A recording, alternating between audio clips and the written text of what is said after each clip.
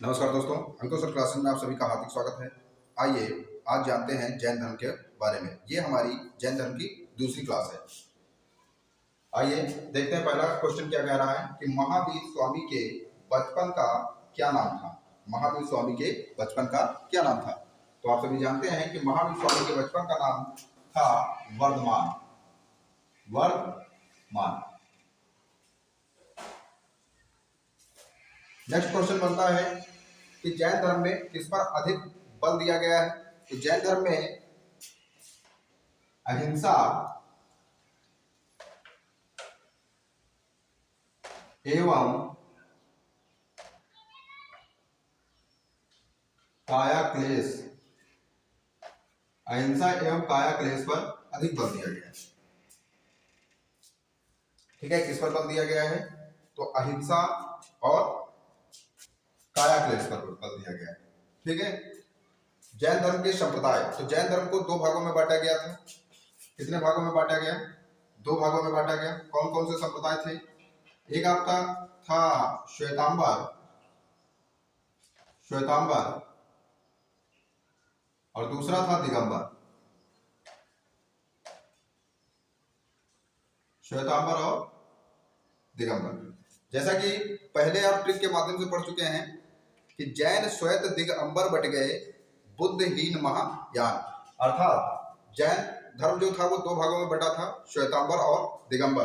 जो श्वेतांबर थे माने कि जैन धर्म के अनुयायी थे और उन्होंने अपने आपको दो भागों में बांटा था, एक श्वेतांबर और दूसरा दिगंबर में। तो श्वेतांबर जो थे वो श्वेत वस्त्र धारण करते थे, श्वेत वस्त्र धारण किया इन्होंने। और जो दिगंबर थे ये वस्त्रों का त्याग किया था। क्या किया था? वस्त्रों का त्याग कर दिया था जो दिगंबर थे। अब आता है कि जैन धर्म के पंच महाव्रत। जैन धर्म के 5 महाव्रत कौन से थे? पहला महाव्रत था अहिंसा। आप ऊपर लिख भी चुके हैं कि अहिंसा एवं काया क्लेश। तो अहिंसा था। दूसरा सत्य, सत्य अहिंसा अपरिग्रह, अपरिग्रह। चौथा था अस्तेय, अस्तेय को चोरी न करना से इसको परिभाषित किया गया। और ये जो 4 महाव्रत थे ये पार्श्वनाथ जी ने दिए थे। पार्श्वनाथ जो थे वो जैन धर्म के 23वें तीर्थंकर रहे। और जो 5वां महाव्रत जोड़ा था, याद रखिए इसको जोड़ा गया, यहां पर मैं प्लस बना रहा हूं जिससे आपको याद रहे कि 5वां महाव्रत कौन सा जोड़ा गया था। तो 5वां महाव्रत ब्रह्मचर्य जोड़ा गया, ब्रह्मचर्य जोड़ा गया था। और ये किसने जोड़ा था? तो ये महावीर स्वामी ने, ये महावीर स्वामी के द्वारा जोड़ा गया, महावीर स्वामी द्वारा।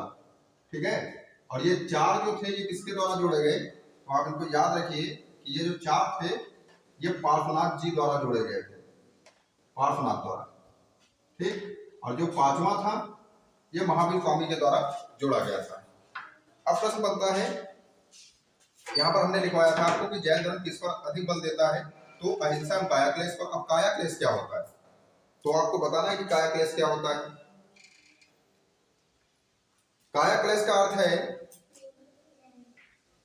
उपवास रखकर, उपवास रखकर शरीर त्यागना, शरीर त्यागना, या हम कह सकते हैं आत्महत्या करना। उपवास रखकर आत्महत्या की योजना बनाना, ठीक, या हत्या करना, ठीक, आत्महत्या। अब आता है कि स्यादवाद। जो स्यादवाद था ये किस धर्म से संबंधित था? यह प्रश्न आपका पूछा जाता है तो आप सीधे बता देंगे आप पढ़ रहे हैं जैन धर्म और स्यादवाद किससे संबंधित होगा। तो आप बताएंगे कि स्यादवाद भी हमारा किससे संबंधित है? जैन धर्म से संबंधित, जैन धर्म से संबंधित।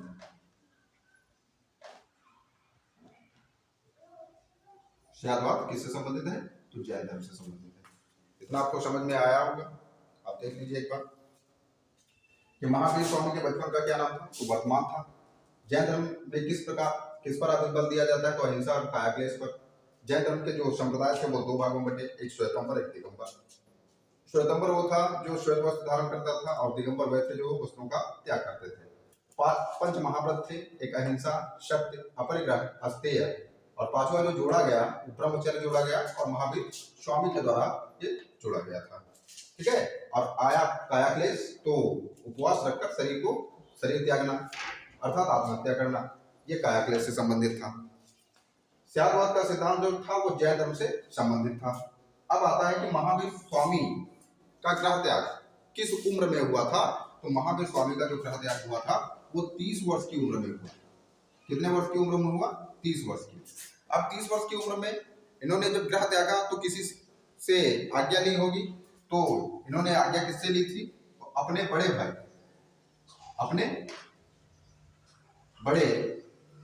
भाई से आज्ञा ली थी। और वो बड़े भाई जो थे वो कौन थे? तो नंदी वर्मन। याद रखिए, नंदी वर्मन बड़े भाई थे इनके, और अपने बड़े भाई नंदी वर्मन की आज्ञा ली, कि आज्ञा से इन्होंने ग्रह त्यागा। ठीक है, याद रखिए, इतना आप नोट करिए।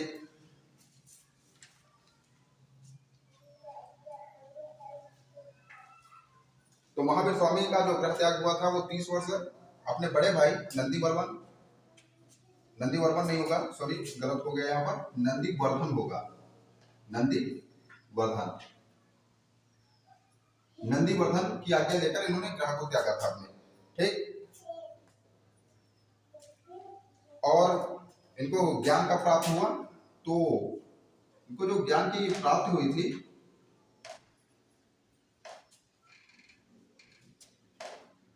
ज्ञान की प्राप्ति करने में इनको 12 वर्ष लगे। कितने वर्ष? 12 वर्ष। और जब 12 वर्ष लगे तो अर्थात ज्ञान की जो प्राप्ति हुई 12 वर्ष लगे।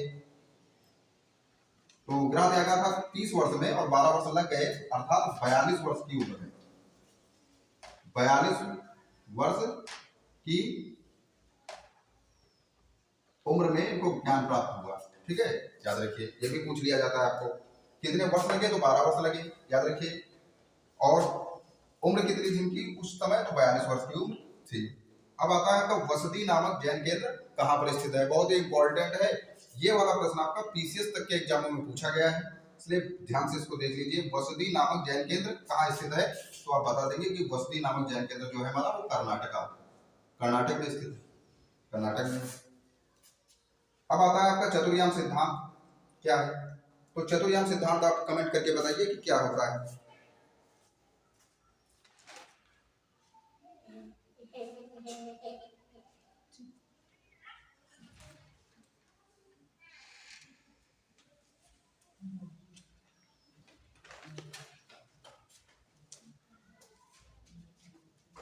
तो चतुर्याम सिद्धांत जो है वो भी जैन धर्म से संबंधित था। किससे संबंधित था? तो आप बता देंगे कि जैन धर्म से संबंधित था। जैन धर्म से संबंधित चतुर्याम जो सिद्धांत था वो जैन धर्म से संबंधित था।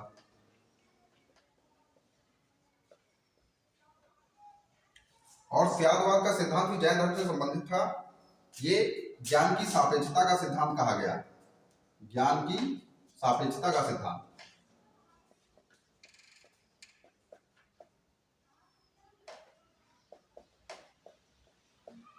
यहां याद रखिए कि जो स्यादवाद था ये ज्ञान की सापेक्षता का सिद्धांत और जैन धर्म से संबंधित था।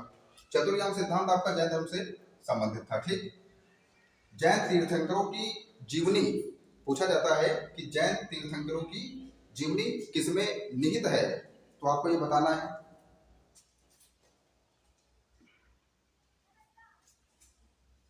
जैन तीर्थंकरों की जीवनी किसमें निहित है? तो आप बता देंगे कि जैन तीर्थंकरों की जो जीवनी है वो कल्पसूत्र, इसमें कल्पसूत्र में निहित है। माने कल्पसूत्र में इनकी जीवनी को पढ़ने को मिलता है।